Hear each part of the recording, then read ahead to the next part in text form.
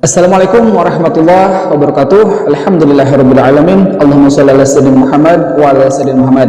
Terima kasih buat teman-teman yang selalu setia menemani saya di channel ini. Saya doakan semuanya dalam keadaan sehat walafiat. Allah mudahkan segala urusannya. Allah berikan keberlimpahan, baik itu kebahagiaan maupun rezeki.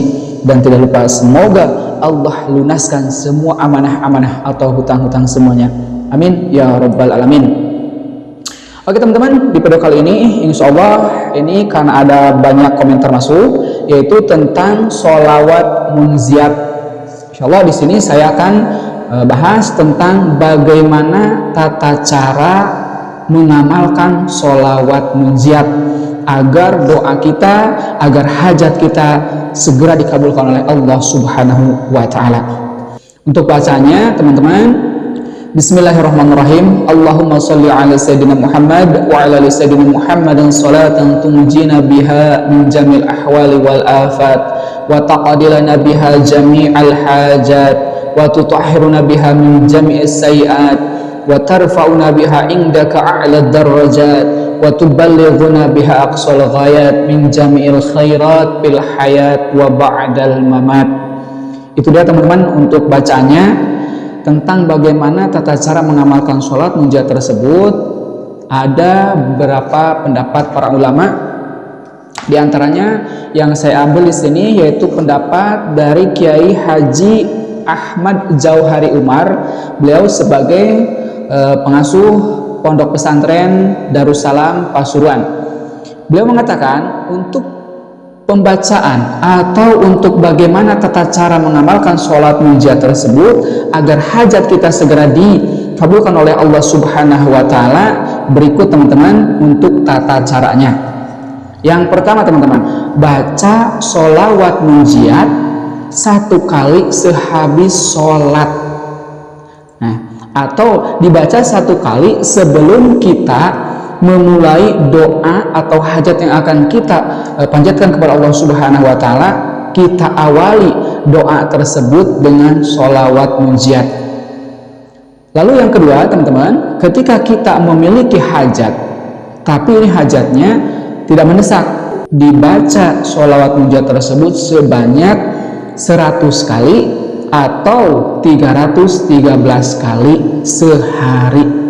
Untuk waktunya teman-teman, silahkan teman-teman kalau ada waktu senggang, kapan mau siang atau entah itu malam atau sehabis sholat tahajud, misalkan teman-teman sanggup untuk membaca sebanyak 100 kali, silahkan teman-teman manfaatkan waktu tersebut untuk membaca sholawat munjiat. Ketika kita memiliki hajat yang sangat mendesak teman-teman, dianjurkan untuk membaca sholawat munjiat sebanyak 1000 kali. Diusahakan jangan hanya cukup satu hari membacanya, tapi terus usahakan coba 3 sampai 7 hari berturut-turut kita baca sholawat munjiat sebanyak 1000 kali. Insya Allah teman-teman, hajat teman-teman yang mendesak insya Allah akan dikabulkan oleh Allah Subhanahu wa Ta'ala biiznillah wa bi'aunillah tentunya teman-teman ya.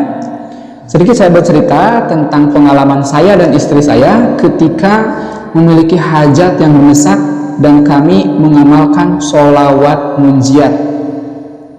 Mengapa saya katakan kebutuhan yang mendesak? Karena teman-teman, di akhir tahun 2022, tepatnya tanggal 29 Desember, saya mendapatkan kabar dari teman saya bahwa harus mengadakan uang sejumlah sekian teman-teman, mohon maaf saya tidak bisa sebutkan, harus ada besok hari Jumat.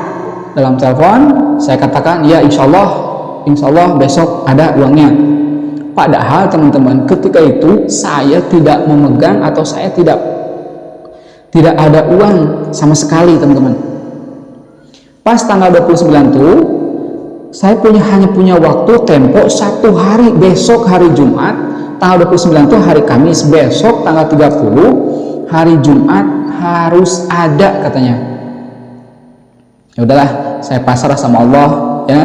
Seperti yang tadi saya katakan, saya terus mencoba ikhtiar dengan jalur langit teman-teman semua. Tentunya dengan jalur bumi juga kita ikhtiar.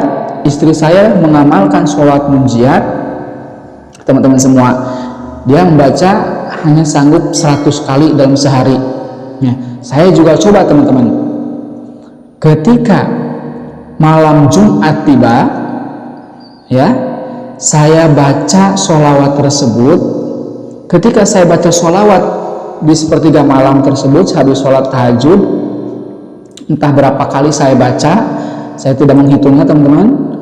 Sambil membaca sholawat, saya bayangkan bahwa baginda Rasulullah SAW hadir di samping saya.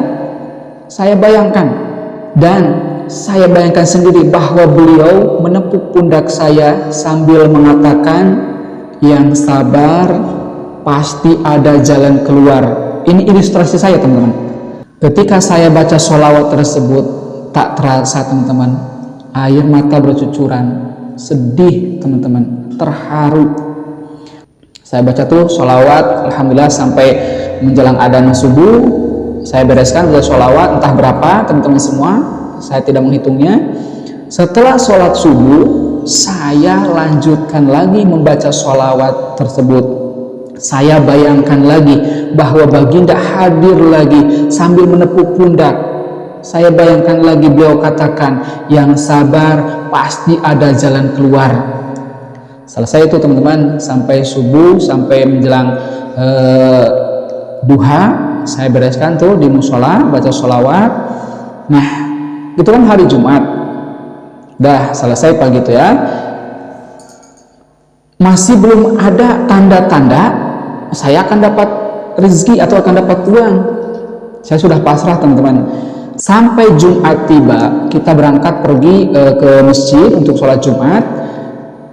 Selesai sholat Jumat, ada guru saya, beliau membisikkan kepada saya bahwa setelah pulang Jumat, Ustaz, setelah pulang Jumat ditunggu untuk berkumpul. Ternyata Masya Allah tabarakallah qadarullah, ketika saya hadir ke undangan tersebut yang tadi guru saya sebutkan, Masya Allah, Allah telah membuktikan keajaiban kepada saya teman-teman semua. Saya mendapatkan rezeki yang tidak pernah saya menduga sebelumnya.